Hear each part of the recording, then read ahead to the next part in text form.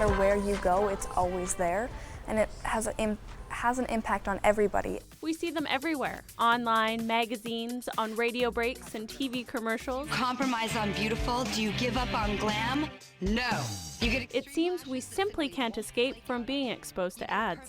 It's shown that in order to be accepted, you need to be thin, tall, long hair, no blemishes, perfect.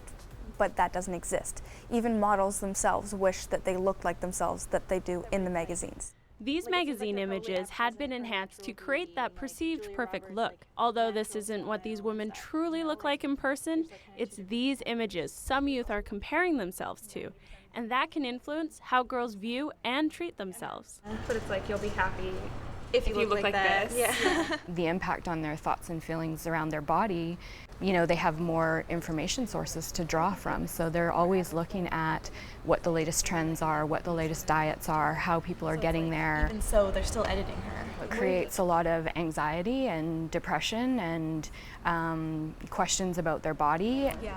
At 9 years old, Hannah began questioning her own body. The pressure to look perfect became an obsession. This obsession led to developing anorexia at 14. I was in a really low place.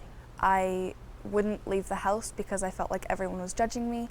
It's just, when society puts that much pressure on you and you strive to be society's version of perfection, it's just such a difficult thing that it ruins you, because it is simply impossible to reach perfection.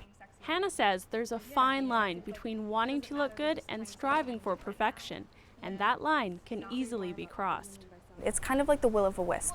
Like, you go to one length and then you're happy with that, but then you see a little bit farther and you think, oh, well, that looks so much better. So then you keep going, and that keeps happening every time. There was one girl who made a comment to me. It was an art class, and we had to draw what we thought we would be in 20 years. So of course I was drawing, because I really wanted to be a marine biologist, so I was drawing sea animals and like a person surrounded by water and stuff. And one girl actually made a comment, and she told me that I might as well not draw anything, because if I keep the way I'm going and I keep starving myself, there's going to be nothing left in 20 years. And that really set me off the edge. Like, I can't take it. And I'm like, honey, it's not your fault. It took a while for Hannah's mother to come to terms with her daughter's illness. She says every problem could easily be explained. It looks like healthy eating. It looks the way society is telling us we're supposed to be eating. You know, she would turn away a bag of chips but eat an apple. Well, what's wrong with that? Eating disorders are true illnesses. People, you know, we don't want any kids to be sick, but it's easier to look at someone who has got a child with cancer, and we wrap our arms around them and support is easily given. A family dealing with an eating disorder, our thoughts are still old-fashioned. Tara says changing our perception on how we view self-esteem and body issues is the first step in helping young women feel beautiful in their own skin.